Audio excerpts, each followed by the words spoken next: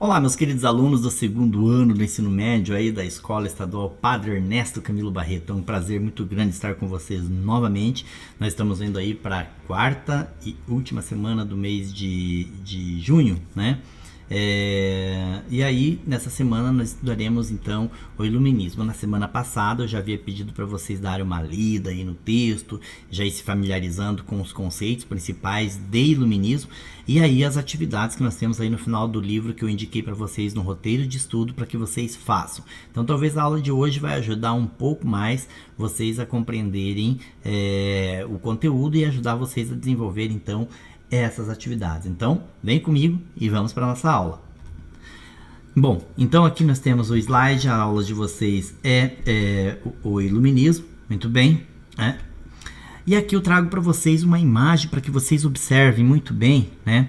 Dá uma olhada aí na imagem que nós temos. Vamos observar aí essa imagem. Nós temos aí a Praça dos Três Poderes em Brasília, né? E aí eu pergunto para vocês conhecem esse lugar? Eu acho que se vocês não conhecem, pelo menos vocês já ouviram falar, já né? Tem vendo aí ultimamente na televisão, tá mostrando muito a Praça dos Três Poderes, né? Com tudo que está acontecendo no nosso país, né? Nós temos aí bastante embates acontecendo no campo político, né? E aí eu perguntaria para vocês, o que essa imagem aí da imagem dos três poderes representa para vocês sabem? Talvez a aula de hoje sobre iluminismo vai ajudar a esclarecer um pouco para vocês, porque os conceitos de iluminismo vai ajudar vocês a compreender exatamente a organização da nossa sociedade no Brasil hoje. Então, vamos para lá. Após a leitura, então, dessa imagem que vocês acabaram de ver aí, nós descobrimos que na foto observamos aí a Praça dos Três Poderes em Brasília, onde está localizada a sede dos poderes executivos, ou seja, o Palácio do Planalto, que representa aí o Legislativo, o Congresso Nacional, e o Judiciário, o Supremo Tribunal Federal. Então, se vocês tinham alguma dúvida, então vamos lá, né? A sede dos três poderes é representada aí pela foto. Vou voltar a foto aí para vocês, que é exatamente aqui a cúpula, né, dos poderes. Ela é representada o quê? A sede do Poder Executivo, que é onde fica o Presidente da República, é o Palácio do Planalto. A sede do Poder Legislativo, que é onde fica o Congresso Nacional e os nossos deputados federais e os nossos senadores. E também a construção, aí o prédio que representa também o Judiciário, que é onde fica o Supremo Tribunal Federal, ou seja, o STF. Bom, você sabia que, olha só que interessante, né?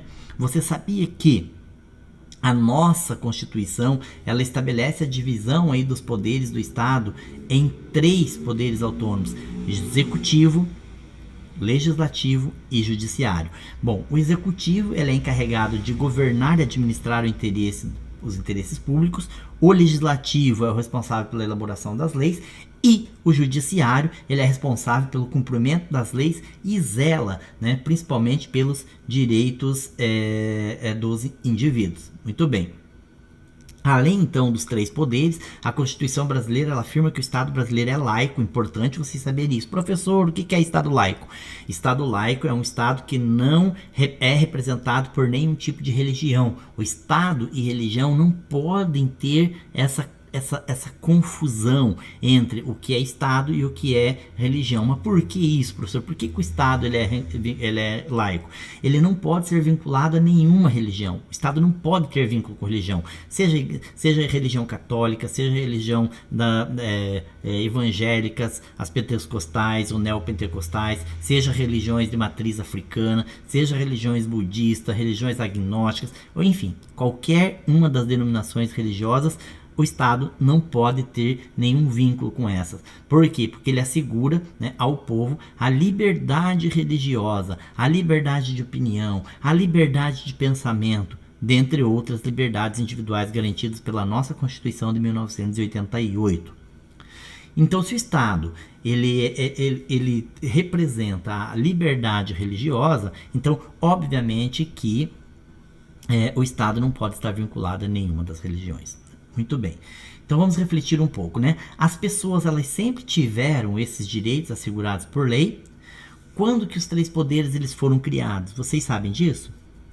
A divisão dos três poderes, né, como eu falei para vocês, executivo, legislativo e judiciário, né, e as garantias asseguradas pela Constituição, ela tem as suas origens lá no século XVIII, que é exatamente o que nós vamos ver na aula de hoje, né, com o surgimento de um movimento que ficou conhecido como Iluminismo, que é o título da nossa aula de hoje, né? Então agora vamos voltar ao nosso passado e descobrir aí como que tudo isso então aconteceu. Então vejam aí no slide de vocês o conceito, né, e as origens do iluminismo, né?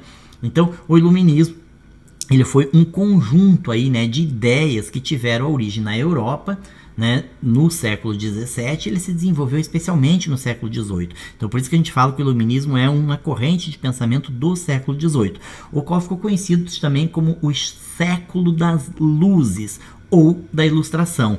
Por isso o nome iluminismo, que vem de luzes, né? É o século das luzes, o século da ilustração. Ilustração no sentido de luzes mesmo, né? Mas por quê? Vocês vão entender um pouco melhor agora, né?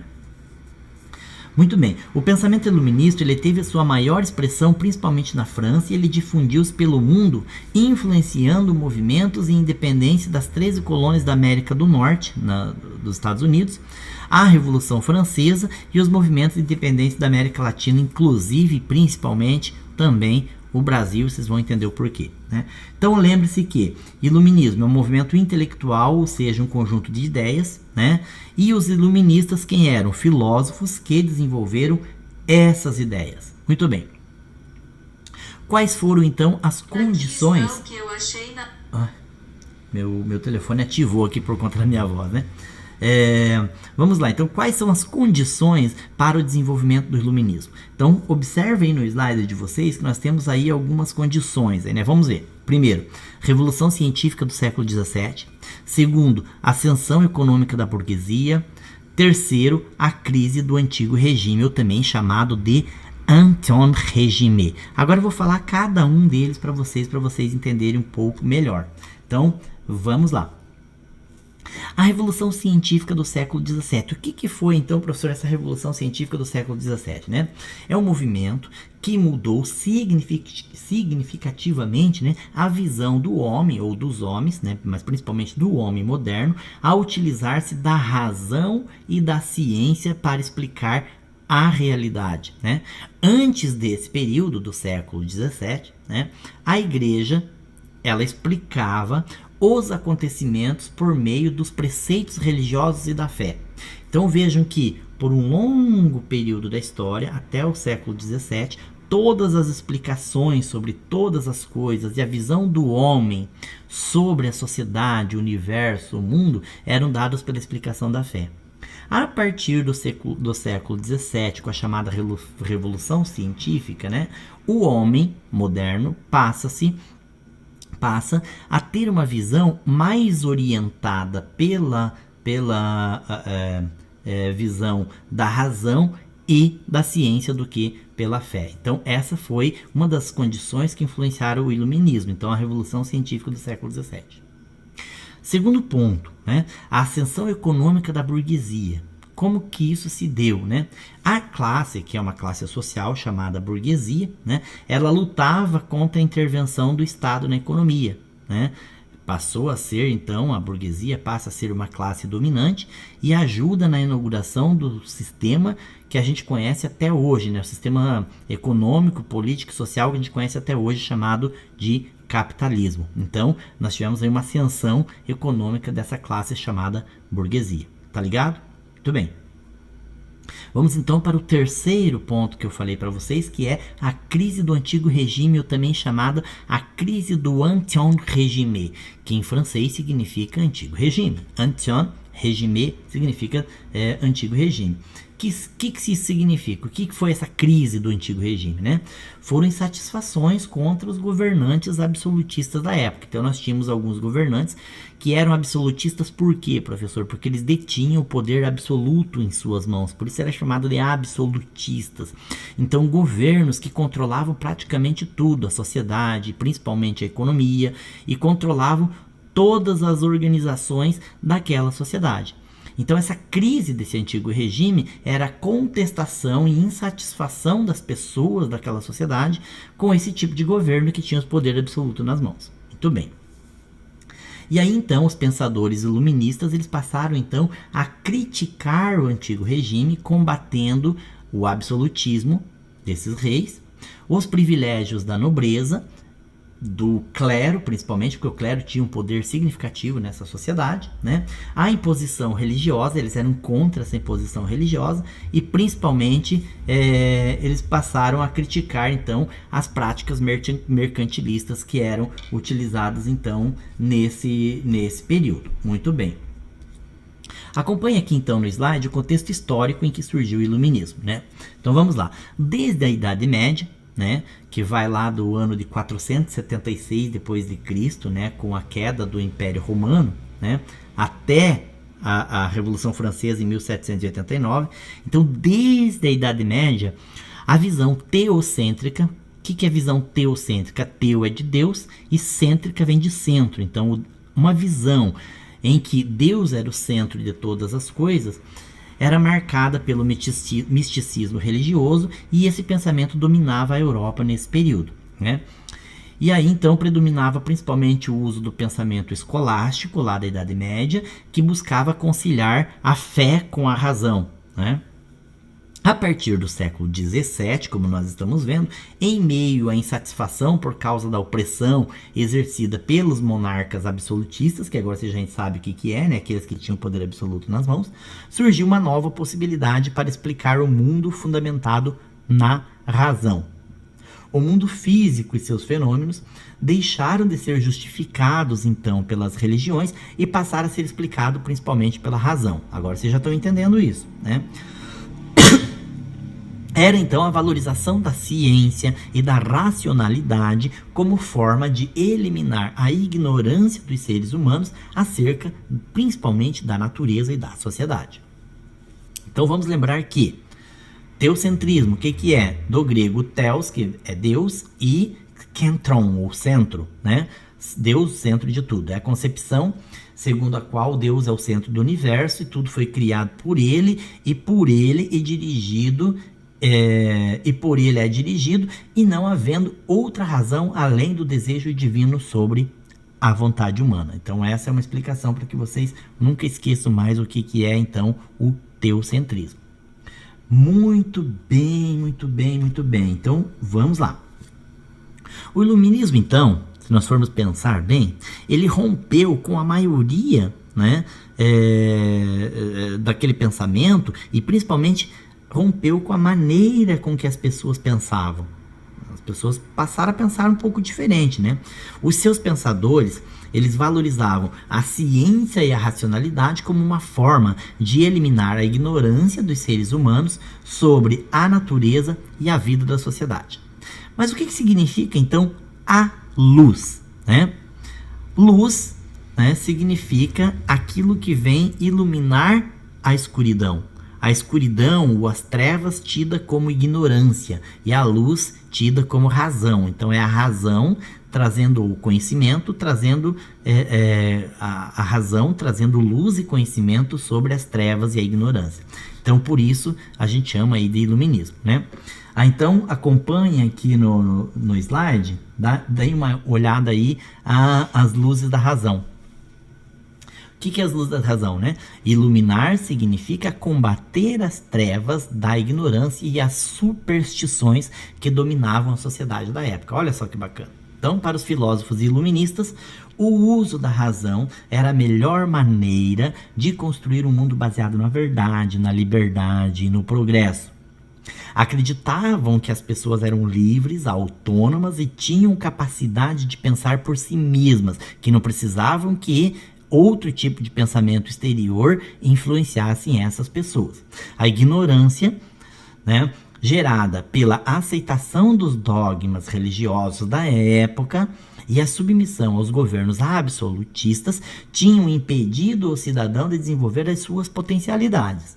Portanto, agora a sociedade deveria ser guiada pela razão, pela ciência e não mais pela fé e pela religião. Então vejam só o quão revolucionário era esse pensamento para a época em que nós vimos um pensamento totalmente ligado à igreja, principalmente à igreja católica, que dominava o período da Idade Média.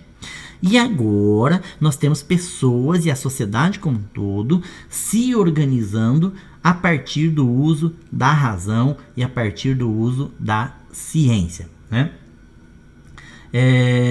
Nós temos aqui a gravura de Chapuis, de 1793, né?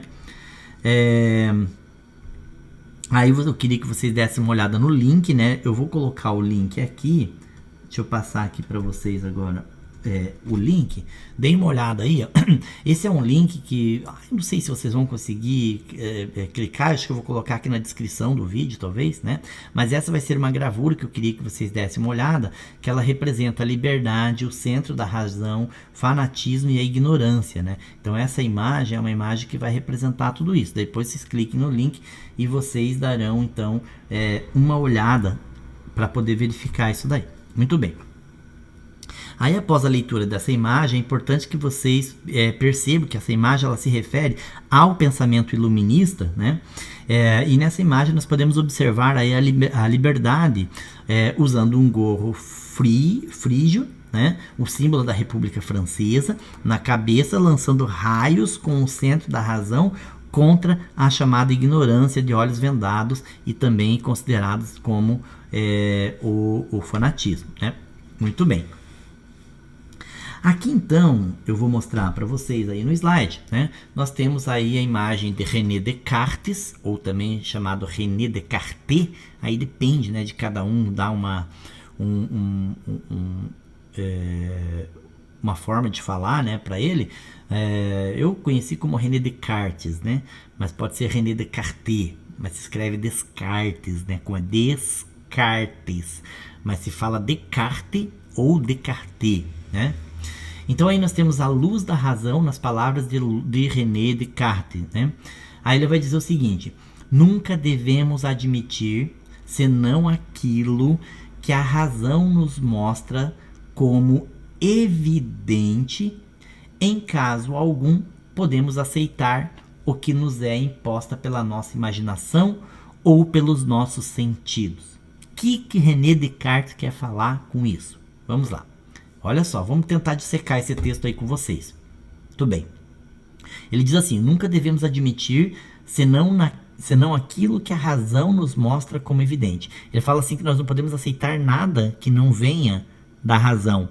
Somente aquilo que vem da razão que é verdadeiro, né? Em caso algum, ou em momento nenhum, podemos aceitar o que nos é imposto pela imaginação, aquilo que apenas está na imaginação, né? Nós não podemos aceitar isso, ou pelo menos, ou por aquilo que os nossos sentidos nos trazem. Por quê? Porque ele fala que os sentidos nos traem, porque nem sempre aquilo que eu vejo é o que eu vejo, nem tudo aquilo que eu pego é o que eu pego, nem tudo aquilo que eu sinto ou fato é aquilo que realmente eu estou sentindo. Porque René Descartes ele era contra somente as experiências para a aprendizagem. Ele achava que a aprendizagem ela está na razão pura, né? Então por isso que ele é chamado de racionalista. Não esqueçam disso, até para vocês fazerem um Enem. René Descartes é considerado um racionalista. Extremamente importante isso, ok? Muito bem, então vamos lá. Esclarecer é educar, né? As novas ideias, né, desse pensamento todo, elas eram propagadas principalmente nas academias científicas, né, nas universidades de ensino, nos salões, nos clubes e nos cafés, né? Além das descobertas no campo da ciência, falava-se principalmente sobre arte, sobre política, sobre economia e sobre as questões sociais em geral, entre outras questões que eram debatidas por esses intelectuais, né? E aí uma coisa importante, né? Com a ajuda da imprensa, né, as ideias iluministas elas foram sendo divulgadas em jornais, em revistas e livros, etc, né? Um importante veículo para divulgar o pensamento iluminista sobre a história sobre história, sobre política, sobre economia, arte e sociedade, foi a criação da chamada enciclopédia. A enciclopédia foi um veículo importante na divulgação desses pensamentos, né? Que foram aí... depois a gente pode falar um pouco mais sobre os enciclopedistas, né? Que os enciclopedistas foram vários desses pensadores, filósofos, né? Matemáticos, aí tinham pessoas especialistas nas mais diversas áreas que ajudaram a compor chamadas a enciclopédia, né? Eram chamados de enciclopedistas. Vocês podem, inclusive, pedir ajuda para o professor de filosofia, que ele vai ajudar vocês principalmente, né? Então, a enciclopédia, ela abordava diversas áreas do conhecimento e divulgava as ideias filosóficas, políticas do iluminismo, né? E os organizadores aí dessa obra chamada a enciclopédia foi principalmente Diderot, o filósofo chamado Denis Diderot, que foi de 1713 até 1784, e também principalmente Jean de Lambert. Então Diderot e de Lambert foram os grandes organizadores aí da chamada enciclopédia, né? Então essa obra, ela contou com a colaboração de aproximadamente 140 autores, dentre eles Voltaire, Rousseau, Montesquieu. Então esses são filósofos importantes para nós entendermos o pensamento de cada um deles. Então vocês vão ter que começar a se familiarizar agora com esses filósofos, né? Em filosofia vocês também veem um pouco disso, né? Um pouco de Diderot, de Lambert, de Voltaire, Rousseau, Montesquieu e tantos outros, né? Pensadores iluministas que têm uma contribuição significativa, principalmente para a sociedade dos dias de hoje, né? Muito bem. A enciclopédia, ou os enciclopedistas, né? A enciclopédia, ela foi condenada pelo governo e pela igreja como considerada como subversiva, aquela que pensava contra o sistema da época, né? Mas ela conseguiu circular clandestinamente, influenciando principalmente as mentes da época, né? Eu vou mostrar aqui para vocês agora no slide, dei uma olhada aqui, a imagem de Denis Diderot e de Jean de Lambert, né? Que organizaram e publicaram então a enciclopédia, né? Quais os principais os princípios, né, e ideais do iluminismo, né? Aí nós temos uma imagem, né, que é o Salão de Madame Geoffrin, né, importante pintura de Anicet Charles Gabriel Lemonnier, de 1755, né? Essa tela, ela retrata aí diversos pensadores iluministas em uma reunião, né? Eles debatiam e divulgavam suas ideias em clubes, cafés, salões literários e esses salões aí literários da aristocracia. Então veja aí, dá para perceber essa reunião, né? Eram homens bastante distintos, homens cultos, e inclusive eles participavam, ou melhor, eles eram advindos da burguesia, dessa classe superior burguesa, que a gente pode comentar um pouco mais para frente sobre ela, né? Então aí no slide vocês têm aí o que o iluminismo defendia. É importante vocês entenderem isso, ó, não percam essa relação aí, né? Então, primeira coisa que eles defendiam, a igualdade jurídica, ou seja, todas as pessoas são iguais perante a lei. Ponto. Era isso. Professor, o que é a igualdade jurídica? Todas as pessoas são iguais perante a lei. Primeiro ponto.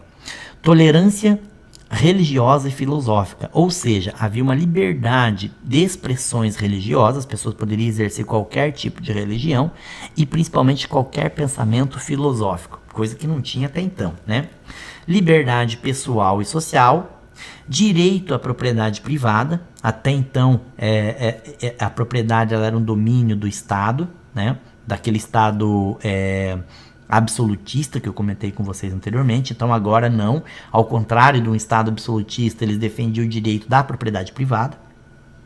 Tinham também a defesa do contrato como mediador das relações sociais. Aí principalmente Rousseau vai escrever uma obra importantíssima, né, chamada Contrato Social, em que ele diz ali nessa obra, nesse livro, como que deveria ser esse contrato aí, que deveria organizar e manter e mediar essas relações sociais entre os indivíduos, né?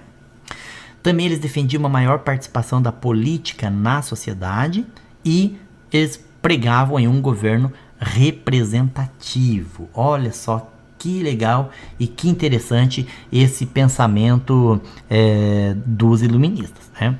Então isso nós vimos aí tudo que eles defendiam, mas agora o que eles combatiam? O que eles eram contra, né? Como vocês já devem imaginar, os iluministas eram contra o absolutismo monárquico, que eu já falei para vocês. Eles eram contra o rei ter esse poder absoluto nas mãos, né?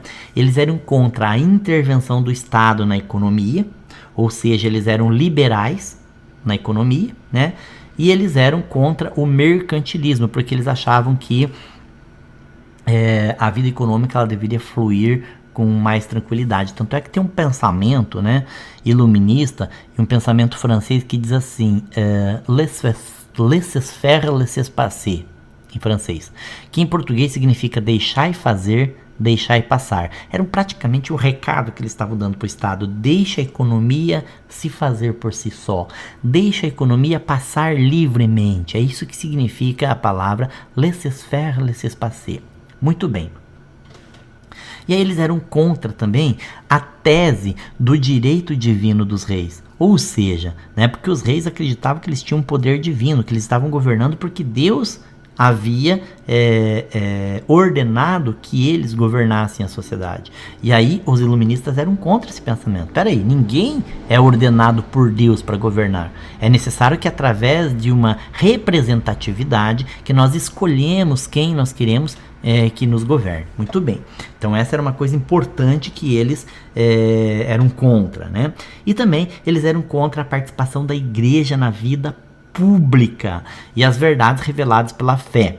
Então eles acreditavam assim que a igreja não deveria ter uma participação pública ou se confundir com o Estado, né? Então é extremamente importante que vocês entendam isso. Agora dá uma olhadinha no slide que eu vou mostrar para vocês aí os principais pensadores iluministas, né? Então nós temos aí, ó, Nicolau de Largelière, né, na imagem, numa das imagens. Nós temos quem mais aí? Musée Carvalet, Maurice Quintin de Latour, Museu d'Antônio de Lucuyer, né? De onde essas imagens, na verdade está dizendo os museus de onde essas imagens estão presentes, né? Então aí nós temos a imagem de Rousseau, de Diderot, de Lambert, né? Voltaire, algumas das imagens dos iluministas, né? Bom, um dos mais importantes é o Voltaire, e ele tem uma importante frase que eu gosto muito, que ele diz assim, ó, que eu posso não concordar com nenhuma palavra que disseres, né? Ou que você diz, porém, eu defenderei até a morte o direito de você dizer. O que essa frase de Voltaire significa? Significa assim, que eu posso não concordar com o que você está falando, mas eu vou te dar o direito de dizer. Olha que bacana, gente.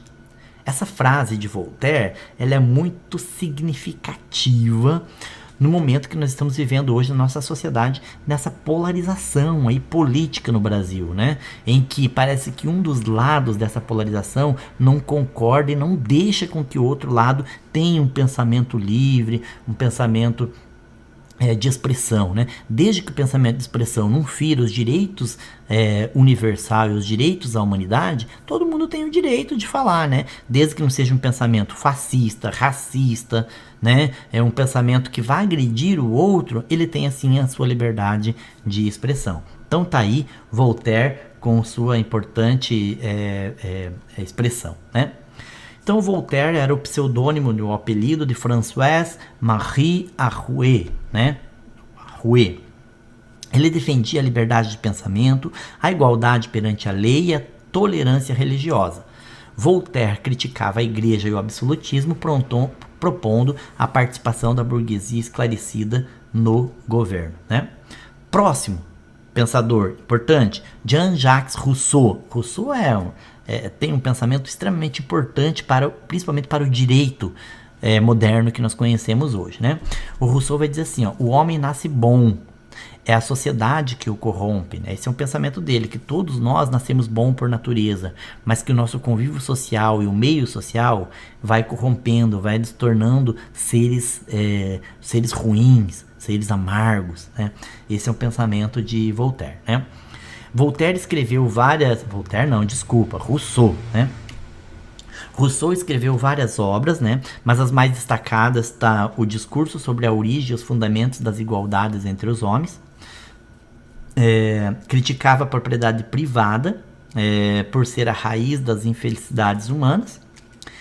E o contrato social, que eu já falei para vocês anteriormente, né? Tá até uma cópia aqui no slide do livro Contrato Social, né? Que defendia a ideia de um Estado democrático que garantisse a igualdade de direitos para todo mundo. Olha só que maravilha, né? Contrato Social de Rousseau. O próximo pensador é Montesquieu, né? Montesquieu é uma... Montesquieu, ele fala o seguinte: é uma verdade eterna, qualquer pessoa que tem o poder tende a abusar dele. Olha que maravilha, né?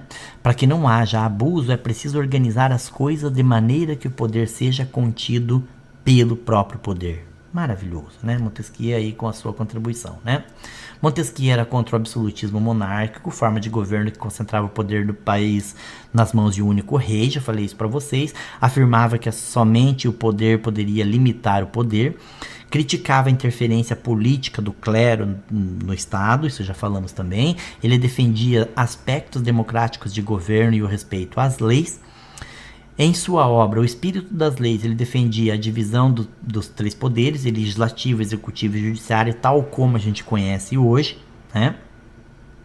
Esse é o importante pensamento dele. E aí o próximo é o John Locke, né? John Locke ele vai ter um pensamento que fala o seguinte: ler fornece ao espírito materiais para o conhecimento, mas só o pensar faz nosso o que lemos. Olha que bacana o que ele diz, né? Muito bem, John Locke ele criticou a teoria do direito divino dos reis, já coloquei isso para vocês também, e combateu o absolutismo monárquico, você já sabe o que é também. Para John Locke, a soberania não reside no Estado, mas sim na população. Ele admitia a sua supremacia, mas esse deveria respeitar as leis natural e civil, zelar e defender os direitos naturais do cidadão, senão o povo poderia destituí-lo. Olha só que maravilha, que é o impeachment que nós conhecemos hoje. Ele defendeu também a separação entre a igreja e o Estado e as liberdades religiosas, como vocês já viram também, que faz parte do pensamento iluminista. Acreditava que a mente de uma pessoa, ao nascer, era uma tábula rasa, ou seja, a pessoa não sabia nada, não conhecia nada, uma espécie de folha em branco, e que somente com as experiências vividas é que se adquire conhecimento e personalidade. Isso daqui significa que ele é um defensor do empirismo. O que é defensor do empirismo? Significa que a pessoa só aprende com as experiências. Ele era diferente do racionalista, né? Porque o racionalista lá que a gente viu primeiro defendia, né, de que a gente aprendia somente pelo uso da razão. Agora ele fala não, que é necessária a experiência para que eu aprenda, né? Extremamente importante. E aí uma nova teoria econômica, né? Até o século XVIII, o mercantilismo era a prática econômica predominante da Europa e adotado pelos reis absolutistas, que expandiram a riqueza de seus países por meio do fortalecimento do comércio e da exploração colonial, né? Entretanto, os pensadores iluministas eles começaram a questionar as ideias mercantilistas, pregando o fim da intervenção do Estado na economia. Assim surgiu uma nova teoria econômica denominada fisiocracia, defendida principalmente por Adam Smith e outros autores como Quesnay, Gurnay, né, que eram economistas iluministas e que defendiam aí e fundaram uma nova teoria chamada teoria da fisiocracia. Muito bem. Olha só que interessante, né? Essa fisiocracia que eu acabei de falar para vocês é uma palavra que significa governo da natureza, né? Os filósofos aí, economistas, adeptos da democracia, eram chamados então de fisiocratas, né? Os fisiocratas defendiam a liberdade econômica e a livre concorrência entre os comércios e que o mercado ele se autorregulasse, que não precisava da interferência do rei para regular o mercado, né? Pela lei, principalmente se autorregulasse pela lei da oferta e da procura. Que você já deve conhecer muito bem. O que é a lei da oferta e da procura? Se tem muita oferta de produto e pouca procura por aquele produto, a tendência é que o preço daquele produto despenque, caia. Agora, você tem muita procura por aquele produto e pouco produto oferecido no mercado, a tendência é que o preço suba. Isso que é a lei da oferta e da procura, né? Inaugurada aí no pensamento dos fisiocratas e inaugura também as bases do pensamento moderno, da economia moderna que a gente conhece até hoje, outra chamada economia liberal, né? Bom, eles criticavam, né, os fisiocratas, eles criticavam o mercantilismo e a intervenção do Estado na economia. Para eles, as imposições do Estado eram um obstáculo para o desenvolvimento econômico, né? Essa ideia ela estava clara na frase que eu já comentei com vocês, que é o laissez-faire, laissez-passer, deixar fazer, deixar passar, pronunciada pelo francês François Quesnay, que eu já comentei com vocês. Eu até vou colocar aqui na tela para vocês darem uma olhada, né? Eu queria que vocês vissem aí, ó, essa última parte aqui, ó. Essa ideia está clara aí, laissez-faire, laissez-passer, deixar fazer, deixar passar, do francês François Quesnay. Muito bem. E aí vamos ver aí os principais fisiocratas rapidinho, né? Adam Smith, que eu já comentei com vocês, o pai do liberalismo econômico, né? A principal obra do Adam Smith é A Riqueza das Nações, que foi publicada em 1776, data da independência das 13 colônias americanas da América do Norte, dos Estados Unidos. Defendia a ideia de que o trabalho, né, e o acúmulo de capital eram fonte de riqueza e foi o primeiro a estudar o sistema capitalista, capital mais trabalho, verdadeira riqueza da nação. Era o que ele comentava.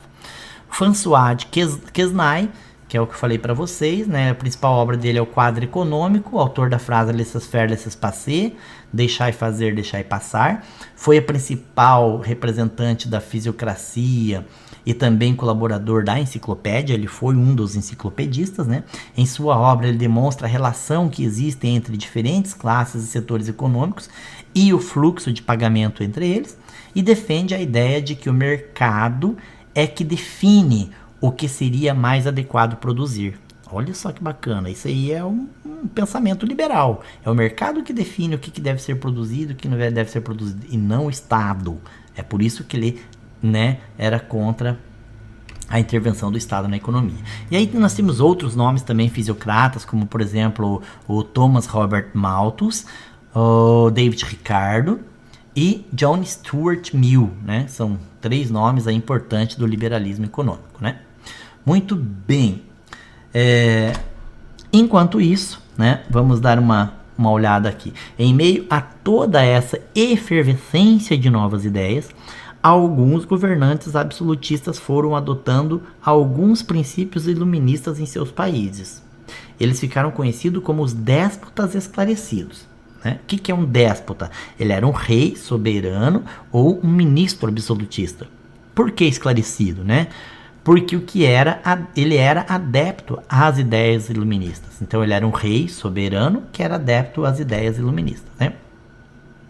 Os déspotas esclarecidos, então, né, perceberam que as ideias iluministas estavam se espalhando pelo mundo todo, ganhando aceitação do povo, né, uma aceitação popular.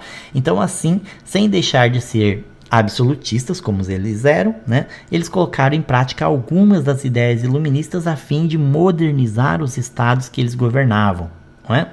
Diminuir as contestações populares e aumentar o seu poder e o seu prestígio, enfraquecendo a oposição ao seu governo. Então eles tinham um interesse muito claro, diminuir a efervescência popular para poder se garantir um pouco mais no poder, né? Esses déspotas esclarecidos diziam se governar em nome da felicidade do povo.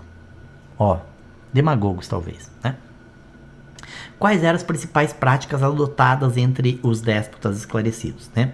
Fim das barreiras comerciais e da censura aos livros, fizeram isso.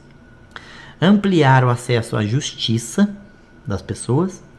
Davam assistência social aos mais necessitados, coisa que era inédita, até então ninguém tinha feito isso. E incentivavam a educação, a arte e as atividades econômicas. Olha, que coisa, hein? Praticamente era coisa que eles não faziam isso normalmente.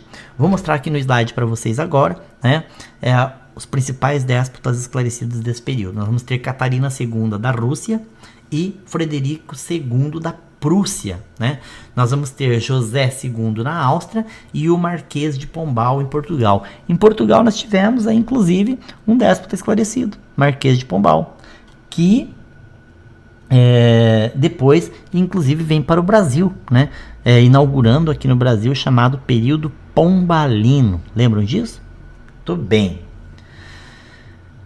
Eu acho que é isso. Eu espero que vocês tenham aprendido sobre iluminismo. Foi a aula um pouco mais longa hoje, mas uma aula bastante interessante que acho que trouxe para vocês um pouco da ideia do que é o iluminismo e como que ele influenciou o pensamento da nossa sociedade e da política, da organização social e do direito até hoje. Conseguiram compreender isso?